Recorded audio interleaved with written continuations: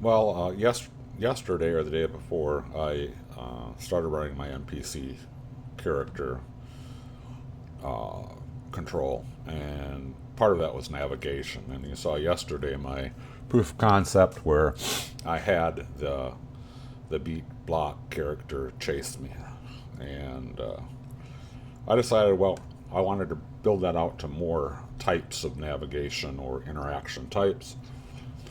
And so I created something called a tag. So basically, I'm creating a drop down list in the character itself to go try different, have different ways of moving. And that's called, I call it nav types, and this is an enum. So basically, it's one of these values. And this is what I use in my drop down. And I've got none, so there's no movement type. Attack, which we saw yesterday. Path, which I added today, which was the avatar, or not the avatar, the NPC will go from one navigation point to the next navigation point to the next navigation point. It'll find all the navigation points and then do that. Wander is going to be, he's going to wander around randomly, and then flee will be the opposite of attack. That'll see where the closest player is to them and run away from them. And so I added the code. This is the code I had yesterday. This is the follow portion of it. Then what I do is I check the navigation point type, and I said, well, if it's attack, this is a navigation you should use. If it's path, this is a navigation type you should use. So, and basically, what it did in the attack, it found out where the player was, and then that became the navigation point to go to, and it was in a little loop. So every tenth of a second, it checked to see where it was. Here, it does sort of the same thing. It says, where's the navigation point? But instead of finding the player as the actual game player to go chase, it goes and says, where's the next navigation point? And what is a navigation point?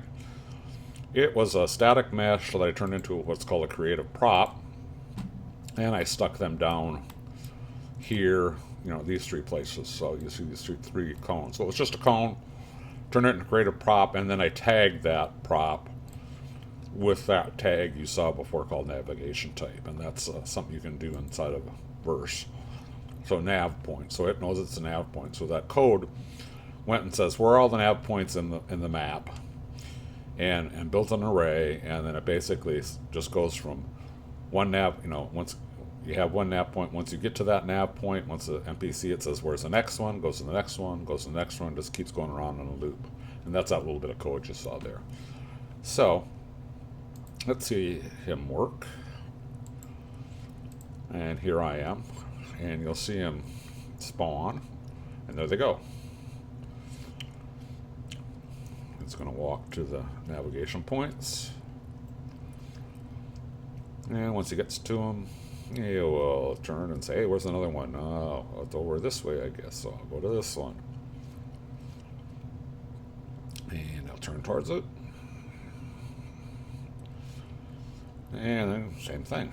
Finds the third one. And so on. So that's different navigation points. So I'll be adding those to the gameplay. And the reason I'm doing this is this is like Sentry, in the actual game. But I can't use Sentry, or I can't use the built-in stuff because it's a custom NPC, and I can't. It's not a Fortnite. It's not actually a Fortnite character. This is a custom NPC, so I had to write my own Sentry and Chase code. All right.